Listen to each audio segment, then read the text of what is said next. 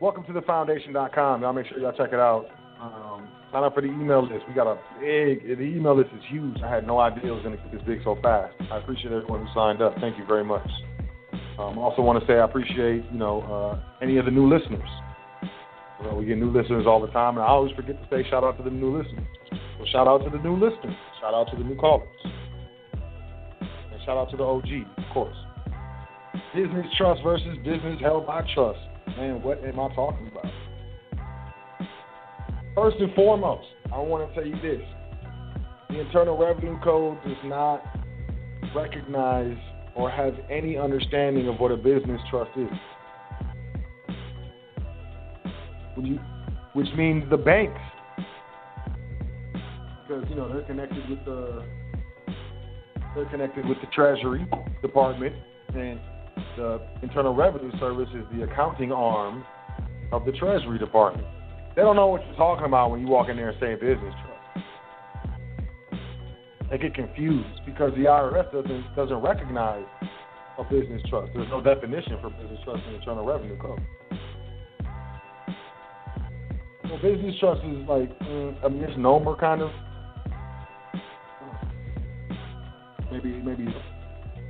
Maybe to call it a private business entity or something would be more appropriate. But in my opinion, it doesn't matter. Whatever. You know what I'm saying? Business trust versus business held by trust. So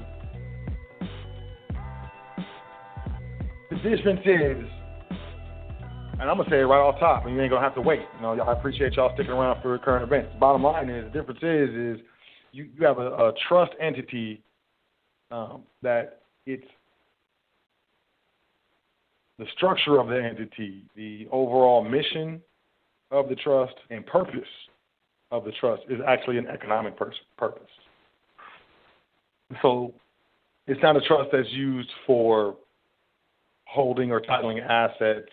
It's not a family trust. It's a contract entity or trust that has an economic purpose, or it transacts in specific business. Now, a trust can do business. A trust is a legal person. A trust is recognized to do business within the United States and in over 120 different countries. So it's a legal person. Trusts are private, and they can have a business purpose. So basically, let me see, pulling out some notes. I was going to touch on this real quick. Trusts.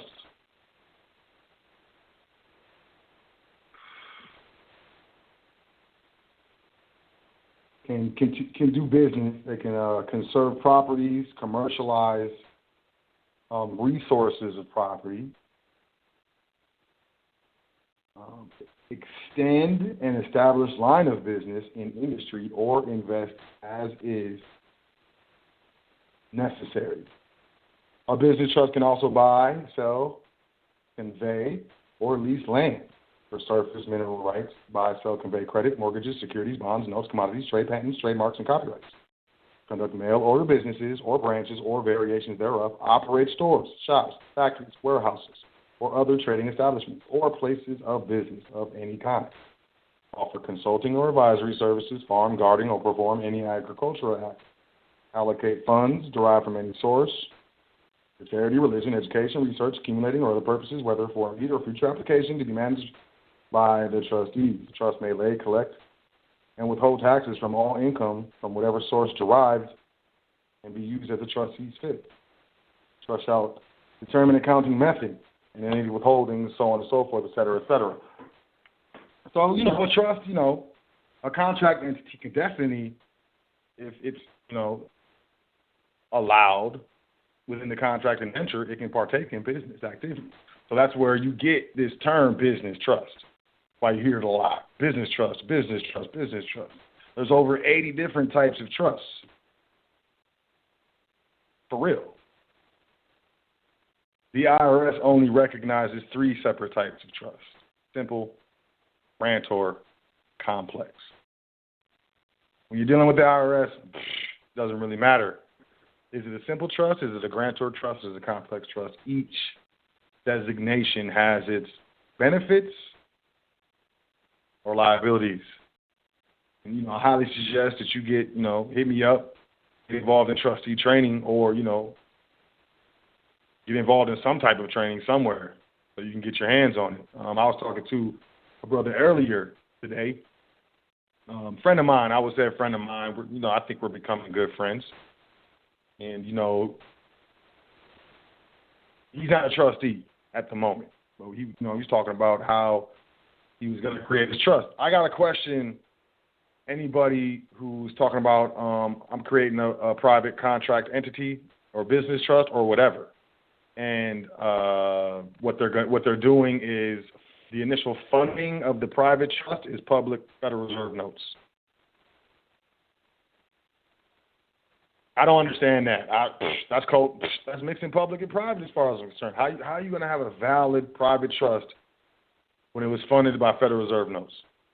It's a good question. A business trust or a quote business trust can also hold business. And what do I mean by that? A trust can own individual shares in different corporations. I think that's really the ideal position for a business trust. Now, the foundation is a trust. I, Sot, L, am the trustee of the foundation. And the purpose of the foundation is an educational purpose. So it falls along the lines of charity, but it's not tax exempt.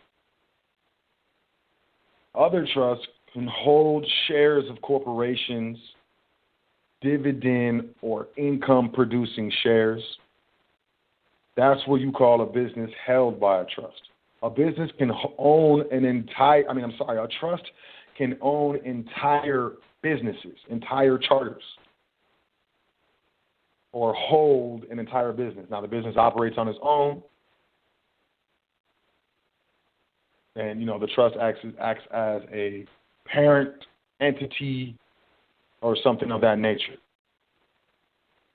So, two things. You can go straight into business with the trust. Look, as long as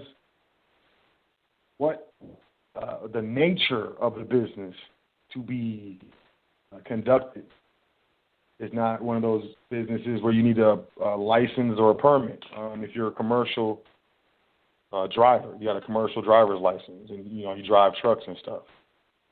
It's always a better idea to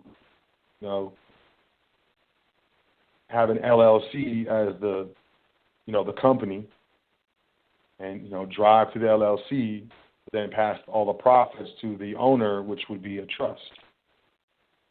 And then there's benefits for doing it like that versus passing the income or profits to the owner straight from the corporation. There's definitely benefits for going from corporation to the trust, and those are the benefits. I definitely teach in the training. But here's the thing that the IRS and those in the public are betting on. They're betting on that you have enough wherewithal to understand that trusts are necessary. They're also betting on you don't have enough time to study properly. And when you do pass, that your heirs and successors aren't going to have enough knowledge to keep the estate out of probate, to protect the assets. And it'll be too late. Most people, you heard the phrase rolling over in your grave. Imagine that. And it's going to be due to lack of understanding, lack of knowledge. And why is that? Because it's really hard to ascertain correct information in the public regarding a private entity. Everybody's a guru. Everybody knows what they're talking about.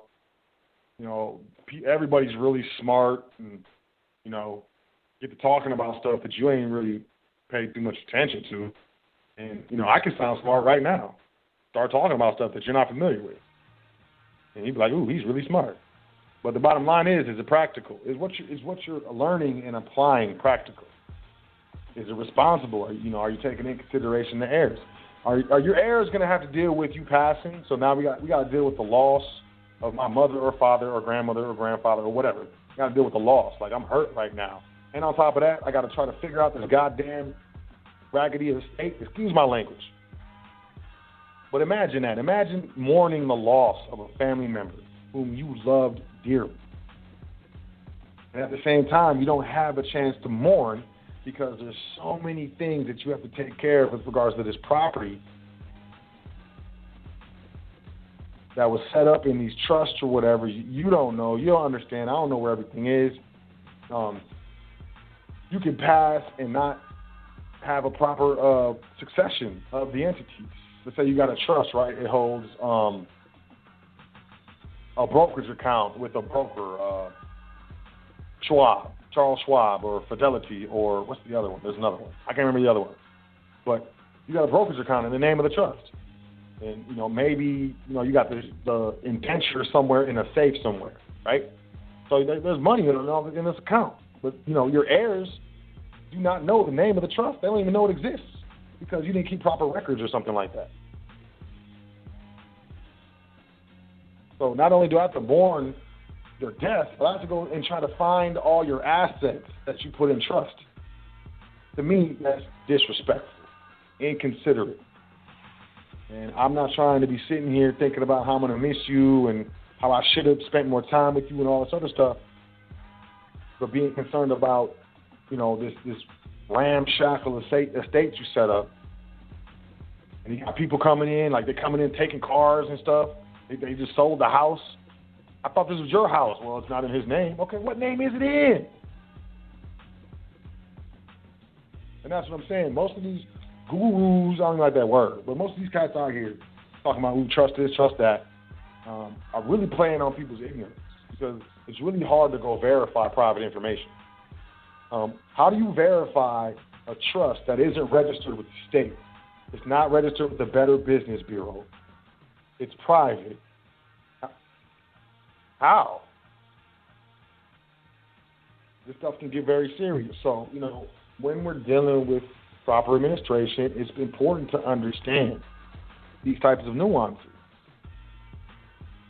So you can be like, oh, it's a business trust. I had a client go into the bank, and I told him, I was like, just walk in there and tell them you want to open a trust account.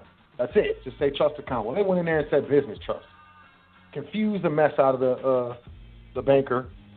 So the banker's looking to open a business account. And then, my client hands them, the trust indenture. And they got shut down. I think they had to go to a different branch or something because they burnt that one up.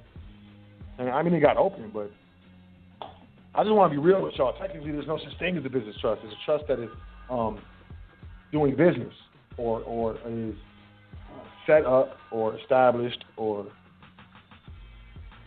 purposed to transact in some sort of business, mail order business, laborers, temp agencies. A lot of those are set up in trust. There's a lot of different things you can do. A trust can actually do business. A trust can actually go set up a bank account and actually do business, set up a PayPal account, set up a Square account, set up a merchant account. It's a legal person, so it can do pretty much, and it can do anything a real person can do, or a corporate person can do. And business, a business held in trust. Bottom line, my clients, and I'll put that out there. We look at IRS publication 15B and designate the ownership according to, I want to say science, but, logic. How about like that? You can find it in 15B. I'm not going to say it on the air, but you can find it. You read publication 15B a couple times, you'll be like, I think this is what he was talking about right here. Because this is talking about ownership, and this is a percentage. I think this is what Sot was talking about right here. And then, the trust receives the profits. Corporations, are different than individuals, so are trusts. Individuals, they get a job, you get your check, they already took taxes out of it. Corporations, trust ain't like that. A corporation pays its expenses first, and then anything left over is usually distributed to shareholders And then anything left over after that is up for taxation at the corporate rate. More often than not, you got these corporations are distributing all of the taxable income. They're expensing all the taxable income that they legally can, and then they're distributing the rest to the shareholders. So the corporation itself isn't paying any taxes. That's why you'll hear every once in a while, oh, the corporations need to pay their fair share of taxes. And the owners of these corporations need to pay their fair share of taxes. I mean, what is a fair share of taxes? Who determines what that is? Fair share of taxes, in my opinion, is sales tax, that's it, maybe. And even then, sometimes I might pull out my taxes in ID. Or, purchase, if I'm doing business through the foundation, which is tax exempt.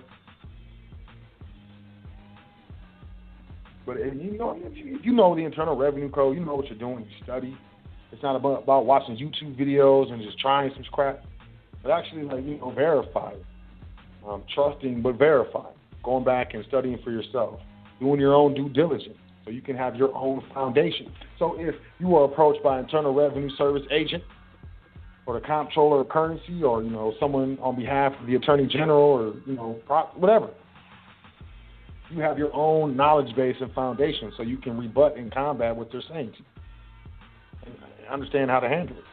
Many trusts with proper jurisdiction invoked in the indenture with all the constitutional protections have been breached due to the lack of knowledge of the trustees or the administrators.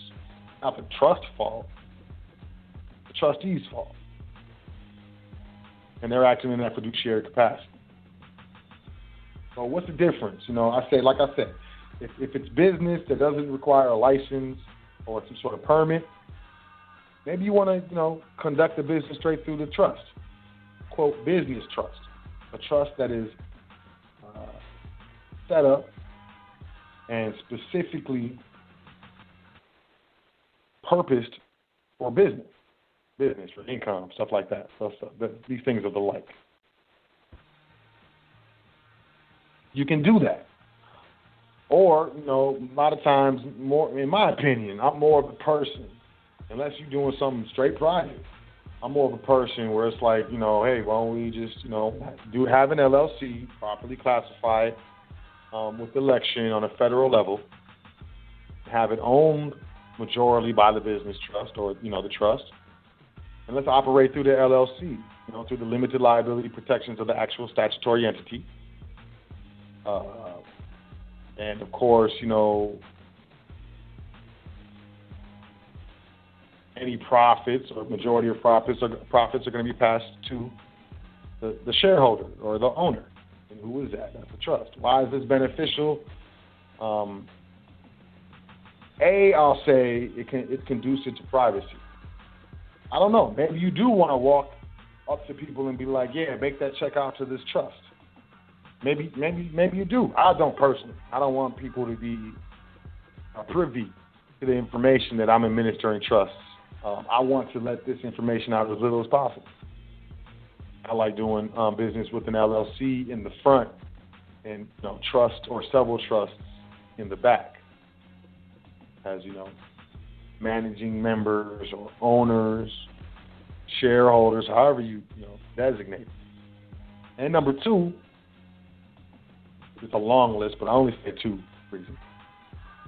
It's a trust, a contract entity, does not owe its existence to legislation, therefore it's not governed by legislation.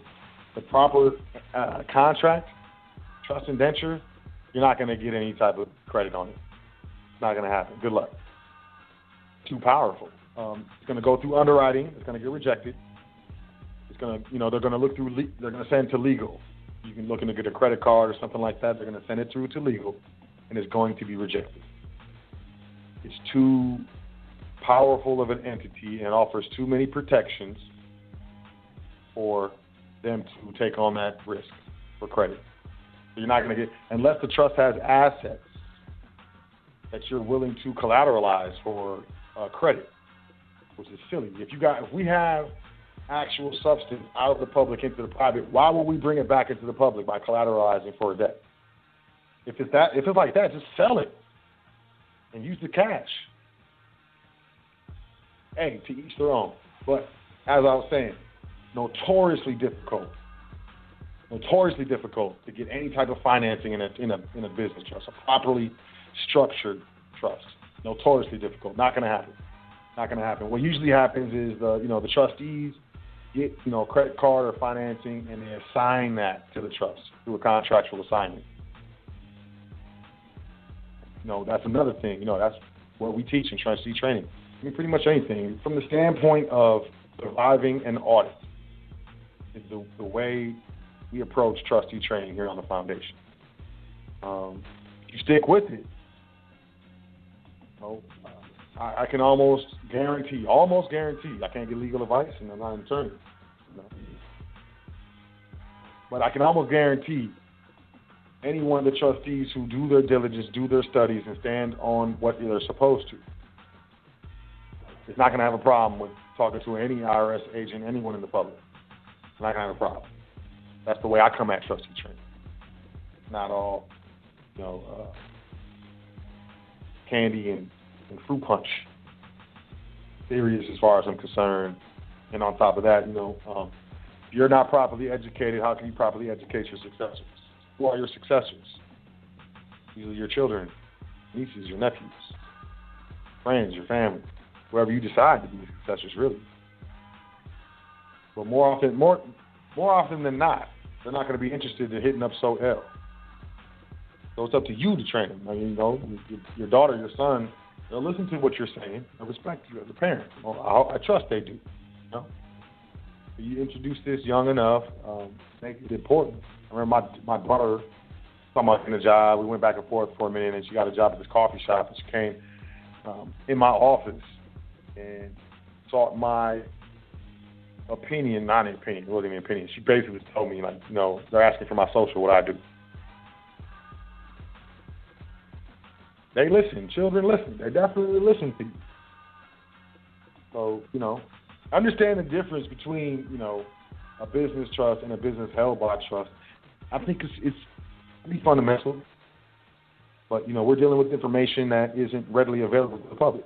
And that's done on purpose. It's purposely done that way. This is critical. Understanding how to structure your private estate properly. It makes a big difference. Some people make. So I had a client who said one client said, well, I got another client who said he paid over $100 and some thousand in taxes before he got restructured.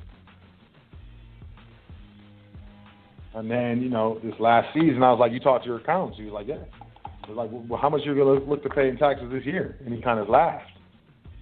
And he's like, it's looking like none, but I think I'm going to pay like $5,000 or $10,000 just so I don't feel funny. Hey, that's up to you. If you want to volunteer to pay taxes, go ahead. But, I understand it's your first year and you're probably a little nervous, but just let it be natural. That's what I tell most of my clients. Let it be natural. Let it be normal. Let it be like everything. Let it be like, hey, this is what it is. It's how it's been. And, it's natural to me now. Maybe your life was a certain way before you, quote, went private. But after you go private, it's going to change, and, let it be natural. Business trust versus business held by trust, like I said, it's a specific situation. Me personally, I administer both types of entities. A business trust that holds ownership, shares, corporate shares, and stuff like that, income producing, assets, paper assets, dividend producing assets. Also, administer a trust that the trust itself conducts the business and interfaces with the public. That's the foundation. The foundation is definitely a trust. Please believe it.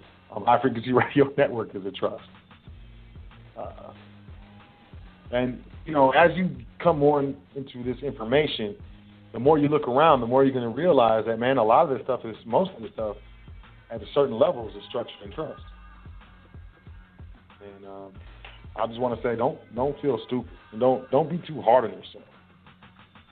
Just, it's hard to know things that aren't explained to us or that are never explained to us.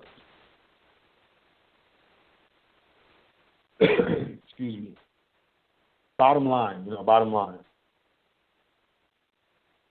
It's important to know what you're doing. It's important to, maybe you bought a package from some guru and they gave you 17 steps to go private. It's very important to do research and education beyond the 17 steps that you were given by that guru. Whether they're relevant or not, whether they will work or not, doesn't matter. Do not depend on one source of information when it comes to private administration of private entities. Do not. Don't sell yourself short. It's really too bad when you see these things. It's too bad. Like the crypto dude who died and 130-something million is caught up. Like people don't know how to get it. Like, I mean, that stuff. That's the trust, man. He's a grantor of a trust. He created it. And technically, it's a company. But think about it. He's a grantor of a trust. And he also was a trustee. And he had all the information and didn't write any of it down, or the keys or something like that. Now, his lack of proper business or administration is affecting a lot of people and their finances. It's important not only to know what you're doing and maximize your resources, it's also important to properly administer what you're doing. 20% solutions. So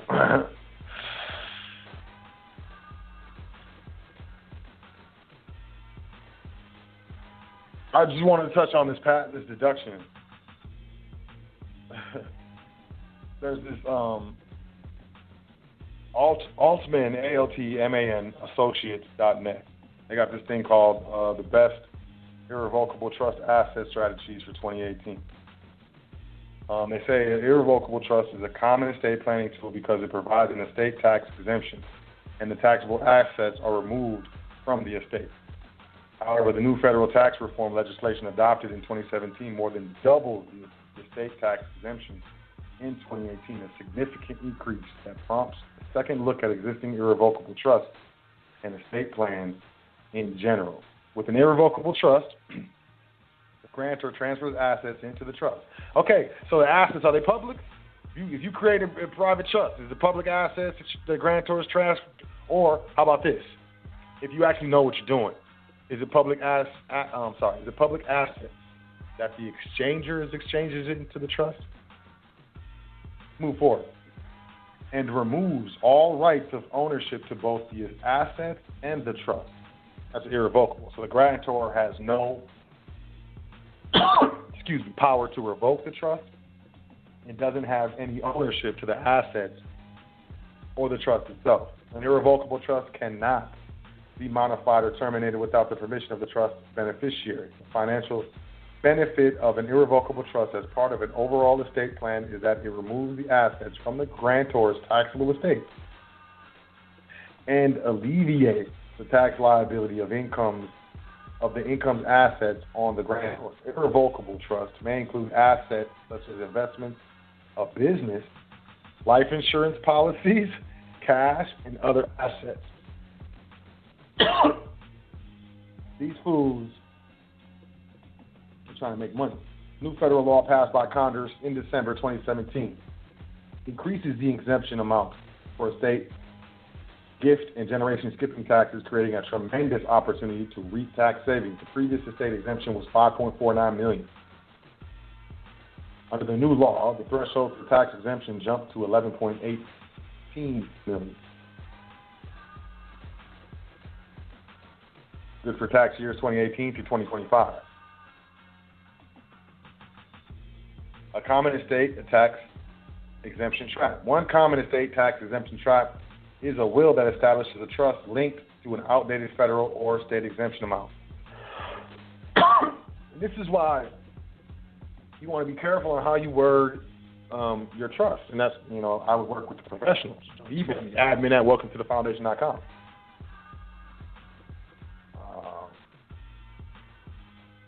For example, a New Yorker has assets in his own name, $11 million. His current will, the one he had drawn up in 2011 when the federal estate tax exemption was raised to $5 million, leaves the exemption amount in a trust for his kids from the first marriage and the rest to his current wife. But if he dies, the kids' trust will get everything and his wife's zip. If New York exempts only $5.25 million from its own estate tax, accidentally leave the full $11 million to the kids will incur a $1,226,800 state estate tax bill.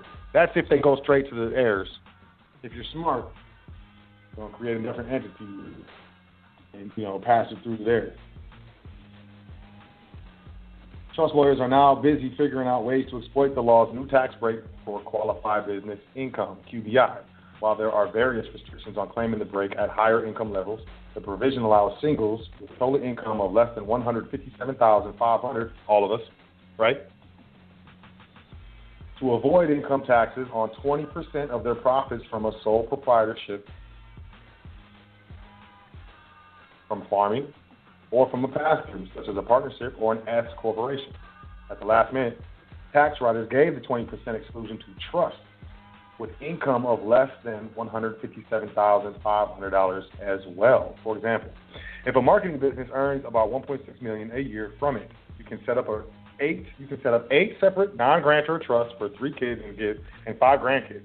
Then give each trust 10% of the new business after the entrepreneur takes a reasonable salary.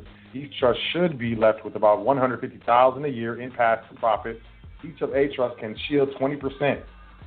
Or $30,000 for federal income tax, avoiding tax on a total of $240,000. They're talking about using trusts to avoid the deduction cap, evaluating existing estate plans. This is something I found in the public. But, the business trust, quote business trust, there's a 20% exclusion on income that was just put into the tax law. That's what I tell my clients. Like, when you're structured in the same entities that the elite in this country and effectively the world are structured in, you can be safe because rest assured that the elites are not going to legislate against themselves. They'll legislate against you all day, not against themselves. So if you're structured in the same way as the elite, you're good. And then, this tax reform, they threw 20% exclusion at trusts. Hey, that's better than, what I first understood about trusts. And that proves my point. They will never legislate against themselves. Ever. So it's up to you. Business trust versus business held by trust. Like I said, if there's a permit or a license or something like that, you're probably going to want to do that through the business and have it being held by trust. But, if it's non-permitted work, if you're working with food, probably want to do that through the company. You got, health inspectors and all that stuff. Hey, you don't want to do all these different you're going to lose constitutional protections by doing all this stuff with your trust. So, do it with the company and then have it held, all of it, 100%, majority, minority, doesn't matter. Have it held by, your trust. That's completely feasible. I'm not a lawyer. I'm not giving you legal advice, but that's what I'm looking at. And, other enterprises that aren't, subject to, permits, licenses, or any type of serious regulation, you can transact that straight to the trust. There are constitutional protections. People will be like, well, the trust is it's not a legislative entity, so it can't be sued in Article 1 court. Technically, that's right, but if your trust contracts with a public entity, that contract can be brought into Article 1 court. And if you lose that case, according to the contract, the administrator can institute penalties and, whatever, however they want to do it. So, that's kind of a nuance right there. So, I would say the only contract the trust has is, to be a shareholder. You're just going to, you're going to ensure the protections of the entity. We got about 5 minutes left. We got less than 5 minutes left in the broadcast. I doubt. I got a serious, splitting headache. So I don't know if I'm going to go to any phone lines this evening. But, I will go over a little bit. So if you are checking this out on the internet and you are not called into the show, you might want to do so. 424-252-5250. And, once we start streaming, you will not be disconnected. You'll be able to, stick with us.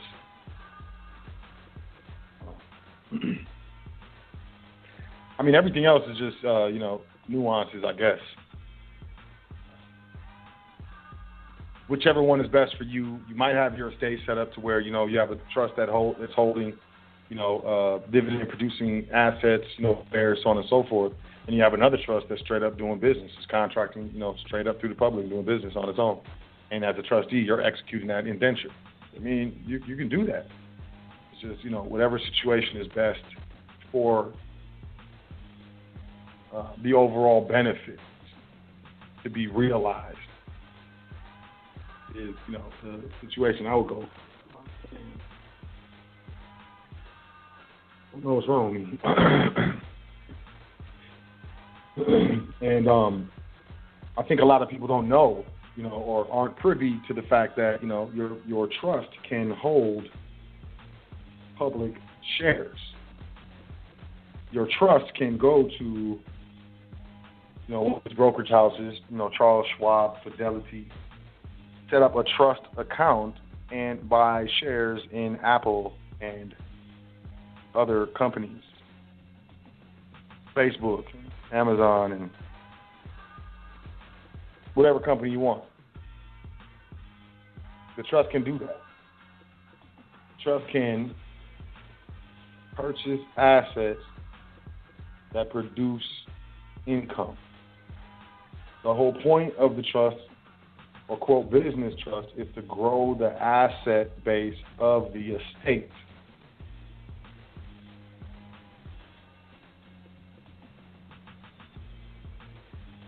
So there's flexibility in this entity. Is what I'm saying.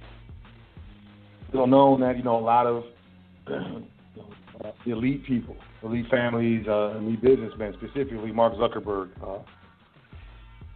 he was buying up land a couple of years ago. I think it was either Washington or California, because he wanted to own his own neighborhood, and he was buying up land through what they were in the paper, not the paper, in the article. They were saying he was buying up land with, what did he say? They said private or nondescript LLC. But when you look at the articles of organization of these LLCs, the members or owners were trusts. It was a weird name, trust or whatever. But I mean, you can pull the filing. I pulled the filing, and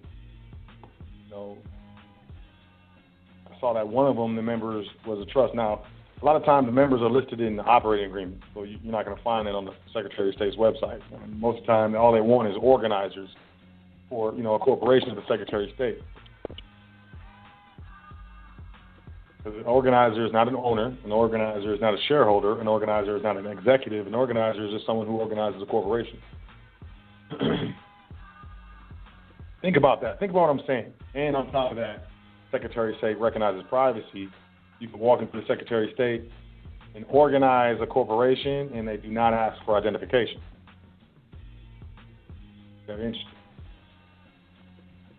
But yeah, most of the times these, articles of incorporation, things like this, they don't show the members. I think I pulled it from an SEC filing or something like that. Because, different companies, they file with the SEC, they got to file bank statements and ownership and all this other stuff. And, it's a good way to ascertain whether or not a business is worthy of investing in by looking at their SEC filings.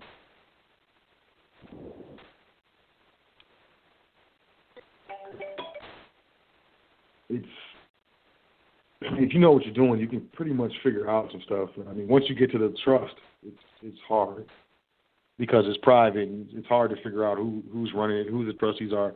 here, especially if they know what they're doing, you're never going to know who the beneficiaries are. Never. You never will. Ever. The trustees, if the administrators know what they're doing. Never. And it's really just, it's a private entity. Remember, here on the foundation, we're all about the entity. What entity you're using? What tax return are you filing? Oh, it's a straw man. It's the debtor. Bam. What does it say on a tax return? It says individual. You should probably understand what an individual is. Man, I got some jewels, man. For everyone that sat here, pull this out. Everyone sat here, checked out the whole show. I love y'all. So let me see if I can drop some jewels. I'm not even going to say this, man.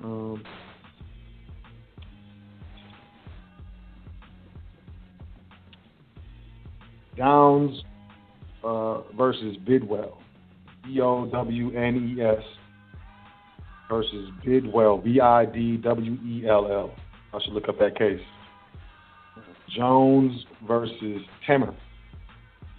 Jones versus Temmer, Temmer, 829 space F period space SUPP space 1226. And I got one more. I got it.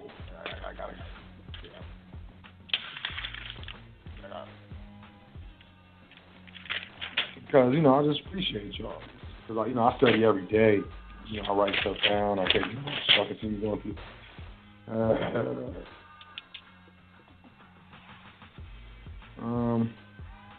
Y'all should check out the Congressional Record, June 13th, 1967,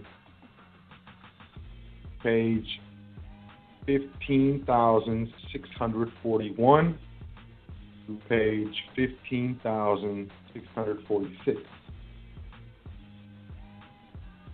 June 13th, 1967, 15,641, 15,646.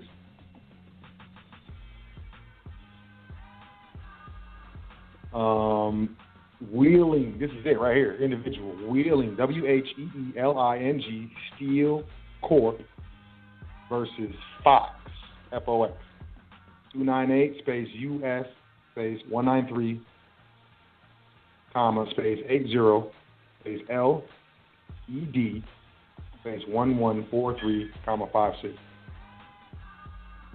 space S, period CT, space 773. Talking about the individual in that one. Get your learn on. Invest in your private education. All right, so yeah, that's about it, y'all. I got a splitting headache. I love y'all. Oh man, I don't know what's going on. Y'all have a great week. Put yourself in a position to win, and dedicate yourself to putting yourself in that position to win, and putting your family in a position to win. I'm gonna tell you this though. This information, you're gonna have problems. You're gonna be tested, and I'm gonna tell you this. If you have people in your life, friends, family, whatever, and you want to keep them in your life, you got to be very careful whether or not you start talking to them about this stuff, because it could change relationships, lose people in your life. Most people are not interested in this stuff. It's like you got to think of when you rise in awareness and you wake up, think of like those really, really devout Christians or Jehovah's Witnesses. That's what you seem like to people. Like a really crazy Christian talking about, I want you to be saved, accept Jesus Christ as your Lord and Savior, or those Jehovah's Witnesses that be knocking on your door all the time, trying to get you to come to the Kingdom Hall and check out this watchtower, all this other stuff. They mean well. They mean well. And in their heart, what they're doing is out of love. They truly believe that they have the truth and they can pass the truth on to you and save you. But we all know, most of us know that stuff is annoying and disrespectful. That's how you look, man.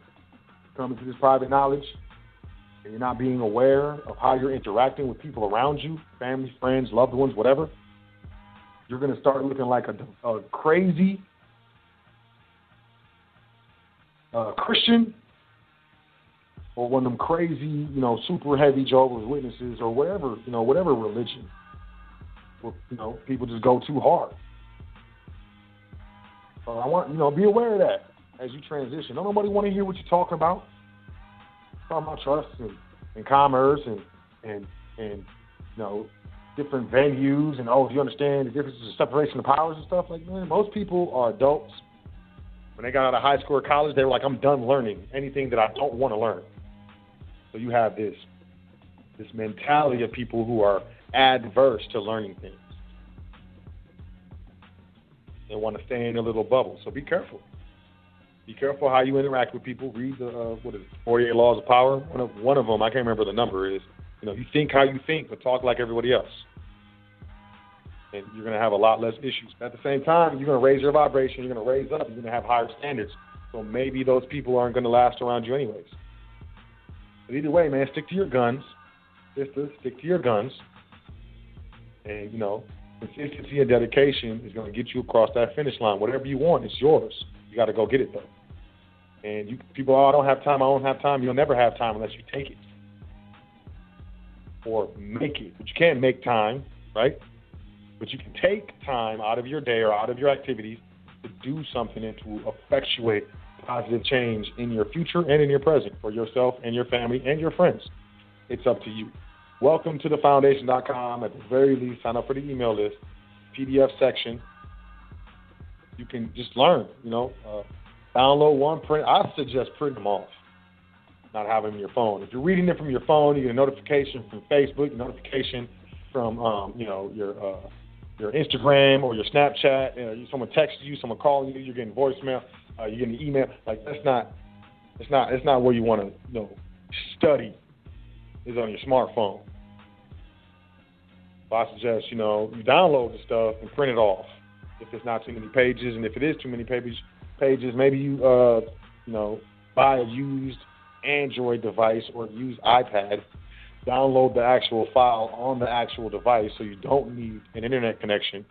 But when you're reading on a device, you're not interrupted. At least you have some options with regards to being interrupted. Maintaining focus, being consistent and dedicated is the only way to do it. I'm serious. This is a lifestyle. If you're not interested in changing your lifestyle, just let this be entertainment. Because, it's cool. You can know some stuff. You can be at work and say some stuff that blows everybody's mind and like, you're real smart and you go home feeling good. Fine, whatever. But those of you who are for real, it's a lifestyle change. It's a paradigm shift, and it's a lifestyle change. But it's going to automatically, at a certain point, it's going to raise your quality of life for you and those around you. You have to grind how most won't so you can live how most can't. So,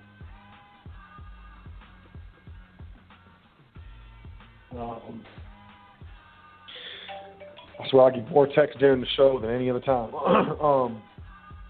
So, think about it. Just think about it. Welcome to thefoundation.com. You ain't got to make, I'm not a salesman. I make offers. I'm an educator. I offer, you accept, or I offer, you don't accept. Either way, whatever. My job is to, be a, what is it? What do you call it? I'm a gatekeeper, y'all, just to be honest. One of many, but I'm definitely a gatekeeper when it comes to private information.